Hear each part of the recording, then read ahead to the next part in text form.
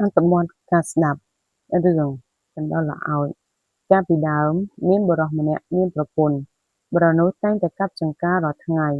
លុះកាប់ចម្ការទៅដល់ដើមជ្រៃធ្វើឲ្យស្ដេចកណ្ដោះសមានសេចក្ដីផុតភ័យជាខ្លាំងស្ដេចកណ្ដោះសនោះក៏អង្វរបុរសនោះថាសូមឲ្យទុកតែដើមជ្រៃមួយនេះខ្ញុំនឹងឲ្យរង្វាន់ក្នុងមួយថ្ងៃពណ៌មាសឲ្យមួយដុំបុរសនោះក៏ព្រមទុកដើមជ្រៃឲ្យស្ដេចកណ្ដោះសបានយកមាសមកប្រគល់ឲ្យបុរសនោះរាល់ថ្ងៃបុរសនោះបានយកមាសហើយយកមកប្រគល់ឲ្យប្រពន្ធជារាល់ថ្ងៃប្រពន្ធសួរថាអ្នកបានមាសមកពីណាប្ដីថានាងកុំចង់ដឹងអីចេះតែទុកទៅប្រពន្ធសួរថាបើអ្នកមិនប្រាប់ខ្ញុំនឹងទៅប្តឹងអ្នករាជការចៅទៃ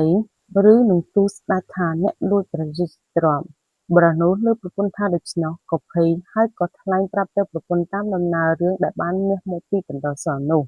នាងប្រពន្ធដឹងដូច្នេះហើយក៏ប្រាប់ទៅប្ដីថាអ្នកនេះហៅពេញជាឆោតចាញ់ប្រញ្ញាសត្វបើអ្នកកាប់ដើមជ្រៃនោះនឹងបានមាសច្រើនព្រោះស្ដេចកណ្ដោះសនោះយកមាសតែពីក្នុងដើមជ្រៃនោះបុរសនោះបានលើសម្ដីប្រពន្ធហើយក៏ជឿលុះព្រឹកឡើងទៅកាប់ដើមជ្រៃនោះរលំទៅហើយក៏ពុះមើលពុំឃើញមាសបន្តិចសោះស្ដេចកណ្ដោះសក៏បានរត់ចោលដើមជ្រៃនោះទៅវេលាយប់ស្ដេចកណ្ដោះសក៏នាំគ្នាលួចយកមាសពីផ្ទះបុរសនោះអស់វិញទៅ